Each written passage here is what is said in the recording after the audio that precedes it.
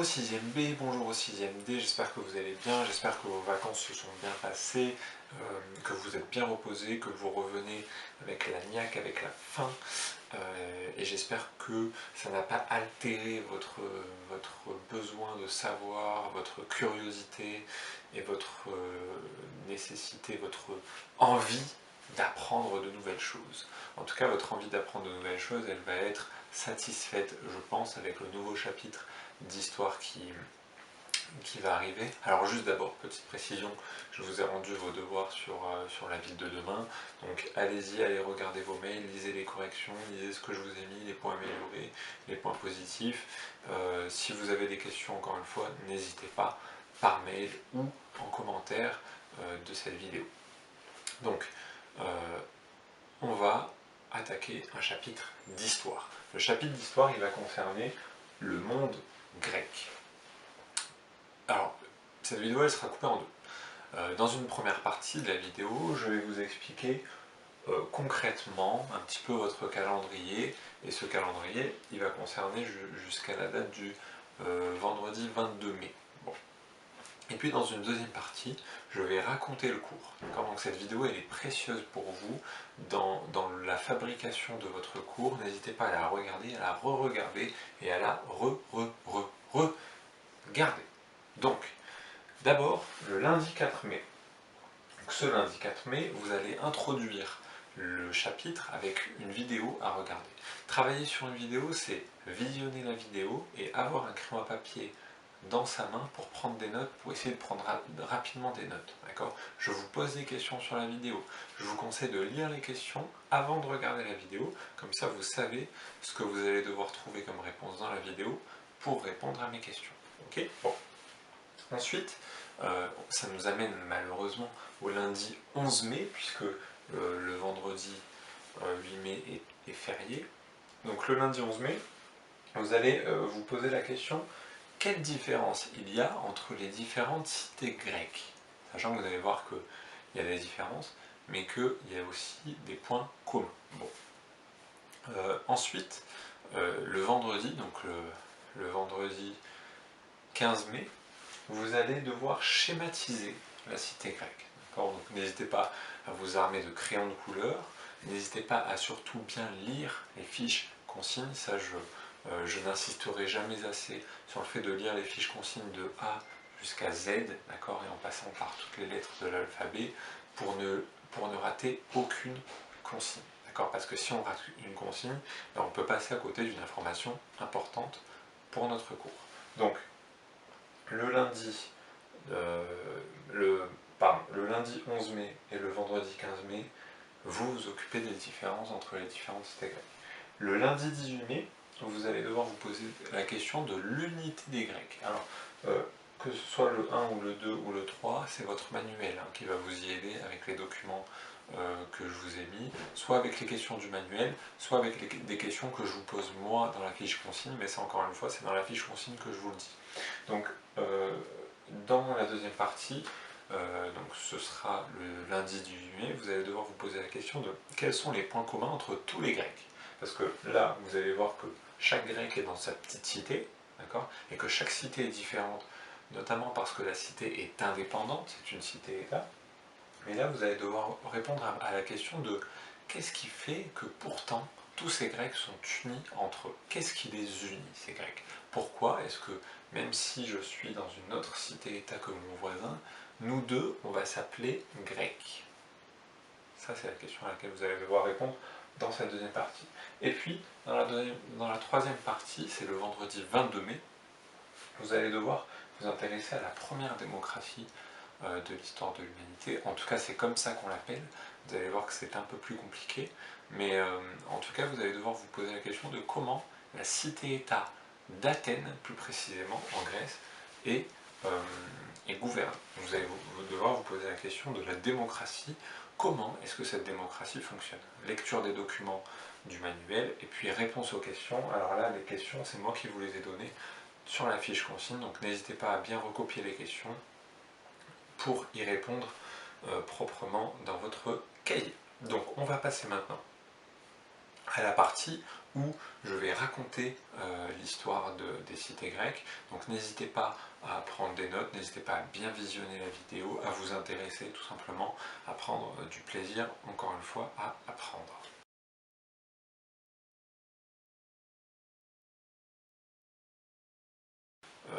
Le rappel est essentiel en histoire. Donc il faut rappeler qu'il y a eu entre 10 000 et 3 000 avant Jésus-Christ une période qui s'appelle la période du néolithique, durant laquelle il y a eu une révolution avec l'invention de l'agriculture et de l'élevage, né d'abord en Orient et puis qui s'est diffusé dans le monde.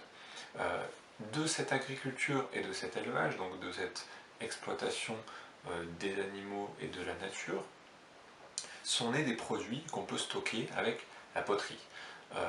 De cette poterie et de cette agriculture, de cet élevage, va naître le commerce de marchandises.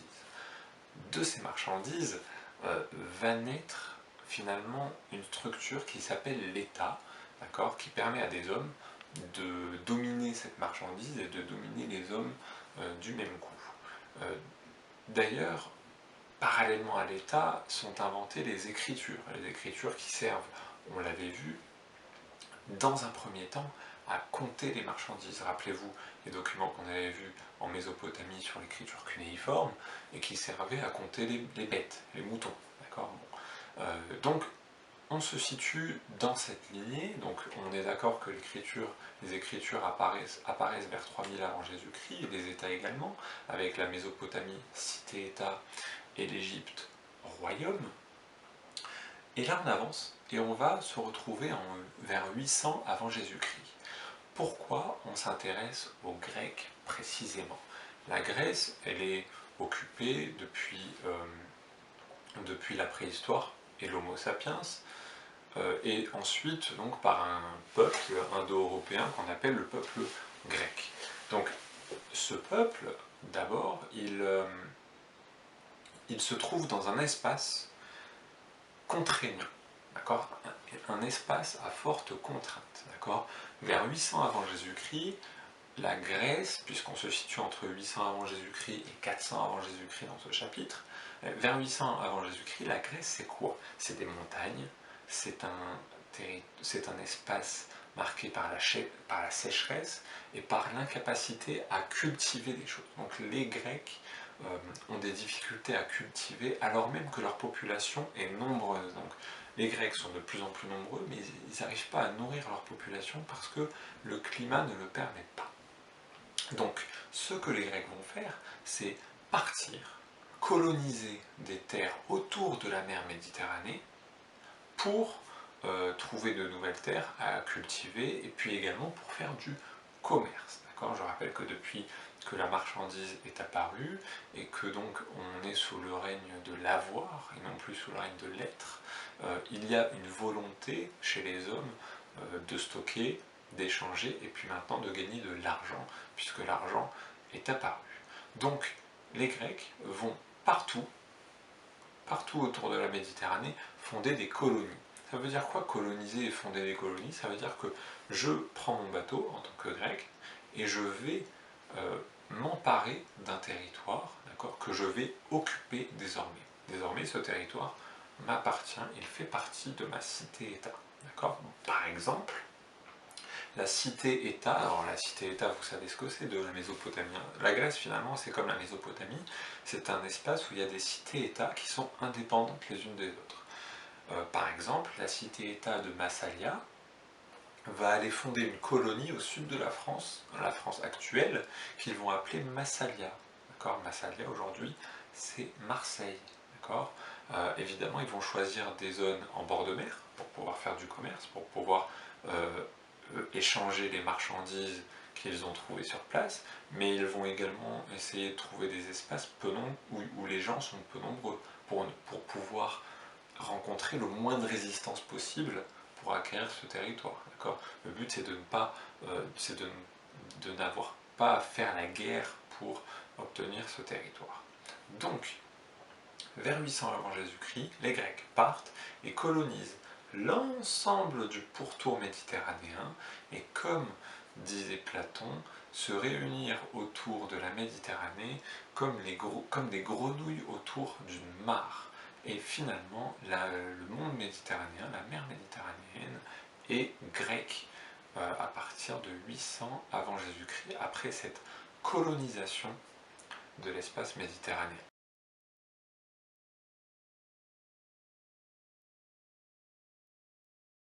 Alors, je le rappelle, la question qu'on se pose, c'est qu'est-ce qui fait l'unité et la diversité du monde grec? Parce que pourquoi on s'intéresse de près au monde grec dans ce chapitre?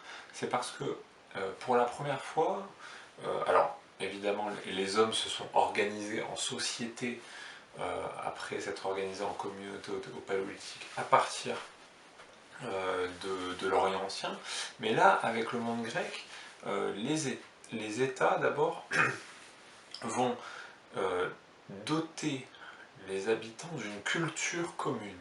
Les habitants vont se sentir appartenir à un même ensemble pour la première fois. Autre chose, en Grèce va survenir un mode de gouvernement inédit qu'on appelle la démocratie. Alors on va voir un petit peu que cette démocratie elle a des limites, mais en tout cas il y a une originalité dans ce monde grec. Donc la question qu'on se pose, qu'est-ce qui fait l'unité et la diversité en même temps du monde grec? D'abord, dans une introduction, vous allez voir que il y a des raisons à ce que les Grecs colonisent la Méditerranée. Et puis, d'abord, dans une première partie, et c'est ce qu'on va voir maintenant, dans une première partie, on va voir que les cités grecques sont organisées en cités-États. C'est parti pour la première partie.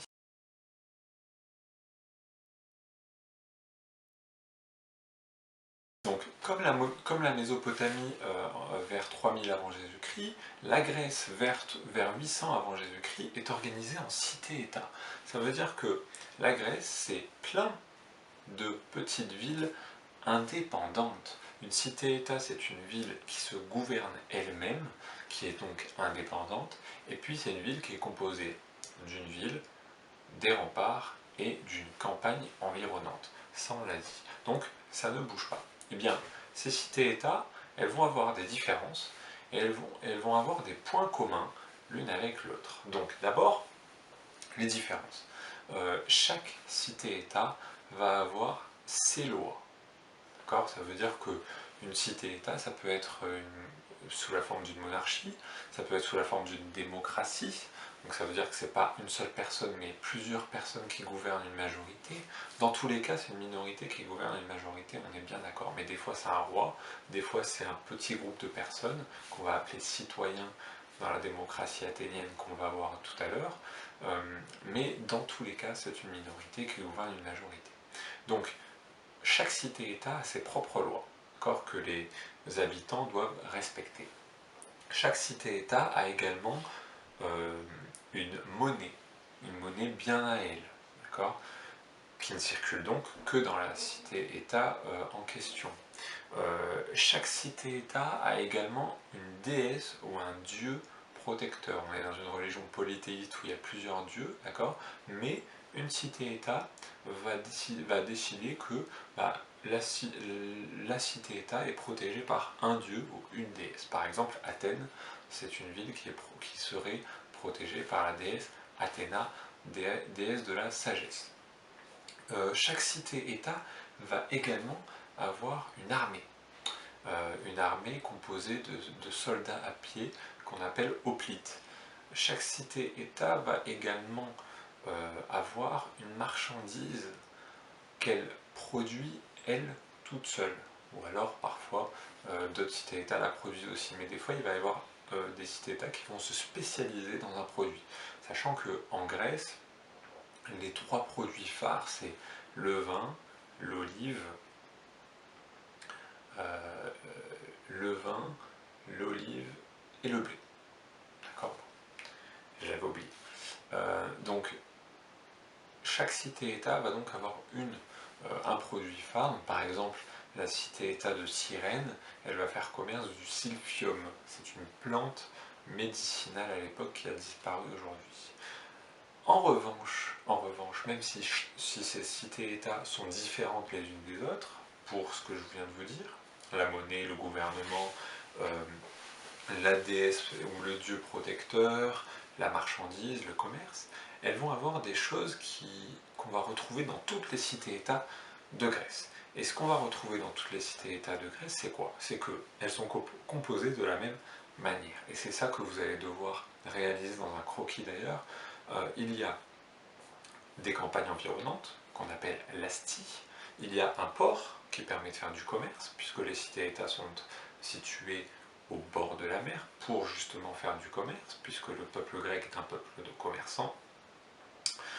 Elle est composée également à l'intérieur des remparts. Donc les remparts, ça nous dit quoi? Ça nous dit qu'il y a des rivalités entre les cités-États. Il peut y avoir donc des guerres entre les cités-États en Grèce.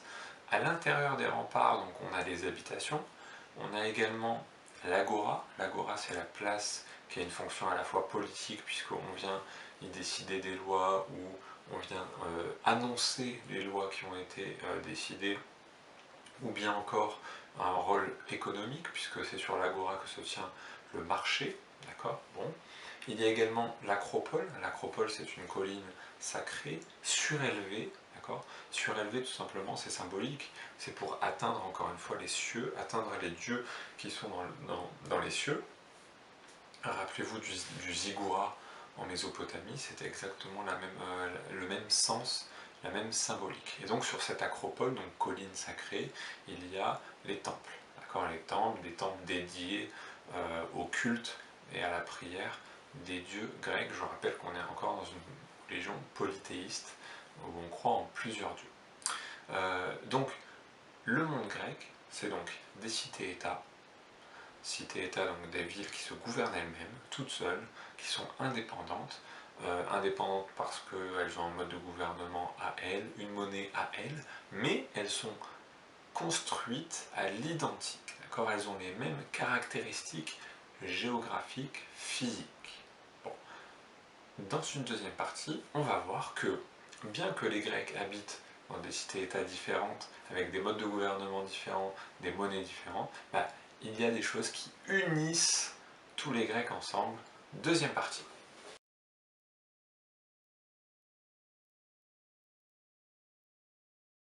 Donc dans cette deuxième partie, on va voir ce qui unit tous les Grecs. Alors, évidemment, allez voir les fiches consignes, travaillez vos documents, lisez vos documents, répondez aux questions. Cette vidéo, elle est là pour vous informer plus précisément dans le contenu, et puis pour vous guider, pour vous donner des explications orales, parce que souvent quand c'est verbal, on comprend mieux. Donc, qu'est-ce qui unit les Grecs? On vient de le voir, les Grecs sont dans des cités-États qui ont des monnaies différentes, des lois différentes, des armées différentes, une manière de commercer différente, bien qu'elles soient construites de la même manière. Tous les Grecs, bien qu'ils habitent dans des cités-États différentes, ont une culture commune. Alors, d'abord, ils parlent la même langue, le grec. Ensuite, ils écrivent la même langue, le grec. On a vu les premières écritures, l'écriture cunéiforme par exemple, a ensuite donné naissance à l'alphabet phénicien, donc à Phénicie, et cet alphabet phénicien a fait naître l'alphabet grec. Et donc l'écriture grecque est née. Donc ils parlent la même langue, ils écrivent de la même manière, avec la même langue, et puis avec cette écriture grecque, ils vont écrire ce qu'on appelle des mythes. Les mythes, ça va être des récits imaginaires qui vont donc mettre en scène des héros ou des dieux, et donc qui vont servir à véhiculer des valeurs. D'accord, par exemple le courage, la force, la malice, la générosité, la bonté, bref. Ces mythes, tous les Grecs vont y croire. D'accord, bien qu'ils soient imaginaires, tous les Grecs vont y croire, et donc tous les Grecs vont se sentir grecs à travers ces mythes. Par exemple, l'auteur grec Homère va écrire l'Iliade et l'Odyssée, où il va mettre en scène des héros comme Achille ou comme Ulysse avec son voyage à Ithaque. Par exemple, on a également le mythe du Cerbère. Le Cerbère, c'est ce chien touffu, ce chien géant à 3 têtes qui garderait les portes de l'enfer. Et un jour, par exemple, le héros Orphée a réussi à endormir le chien à 3 têtes avec un chant mélodieux pour récupérer sa femme dans les enfers, parce que ce chien à 3 têtes doit garder les portes de l'enfer. Et d'ailleurs, ce mythe, on le retrouve dans le film Harry Potter, le premier, quand le chien à 3 têtes touffu doit garder la pierre philosophale et que Harry, Hermione et Ron arrivent à endormir Touffu pour passer dans la trappe que Touffu gardait. Bon. Les Grecs vont croire à ces mythes, d'accord ? Tous les enfants grecs vont lire ces mythes et donc vont se sentir grecs et vont vouloir être comme les héros, comme Hercule, comme Ulysse ou comme Achille. Les Grecs croient également au même Dieu, à la même religion polythéiste. Ces dieux, ils s'appellent Zeus, dieu du ciel, il s'appelle Athéna, déesse de la sagesse, il s'appelle Arès, dieu de la guerre, il s'appelle Poséidon, dieu des mers, il s'appelle Apollon, dieu du théâtre et du vin. En tout cas, ils croient au même Dieu, d'accord ? Et cette manière de croire au même Dieu, ça va faire qu'ils vont participer aux mêmes événements. Ils vont faire des processions, donc ils vont marcher, ils vont faire des sacrifices en l'honneur des dieux, des offrandes, ils vont construire des temples en l'honneur des dieux, ils vont participer à des Jeux olympiques, donc à Olympie. À Olympie, tous les ans, les meilleurs sportifs de toutes les cités-États de Grèce vont se réunir pour dépasser leurs capacités en l'honneur des dieux.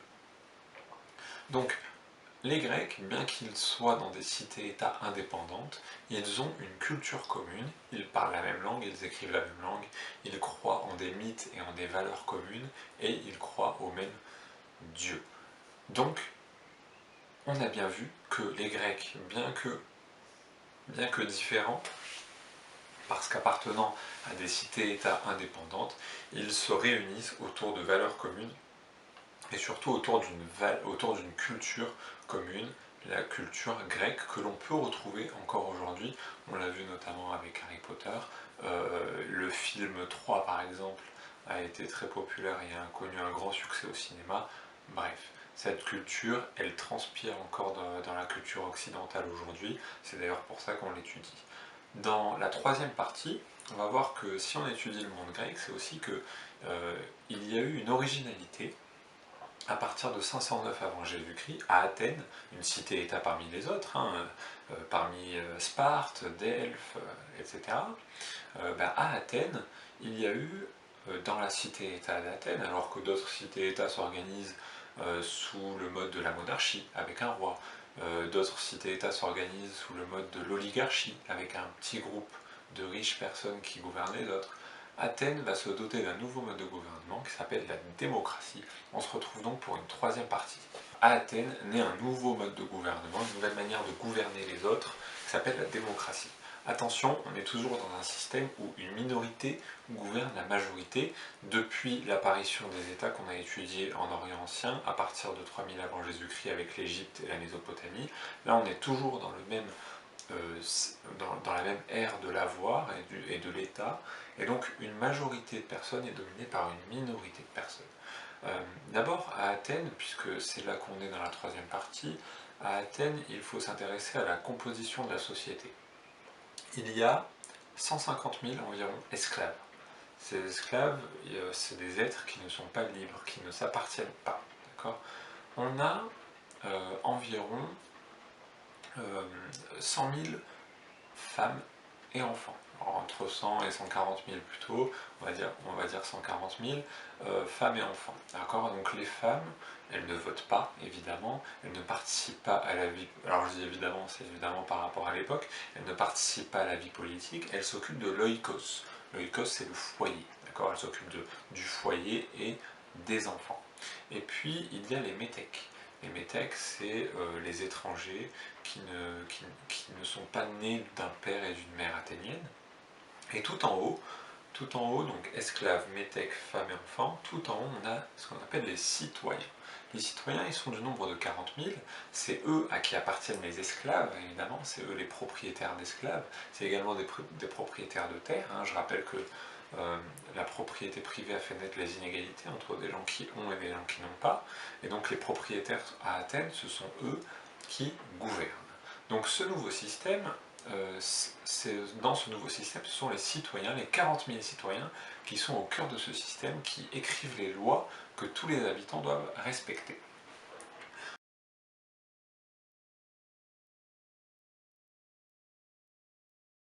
Donc quand on dit démocratie, on n'est pas tout à fait exact, puisque démocratie, en grec, c'est démos et c'est le kratos. Démos, c'est le peuple, et kratos, c'est le pouvoir au peuple. Or, le pouvoir, il est aux 40 000 citoyens.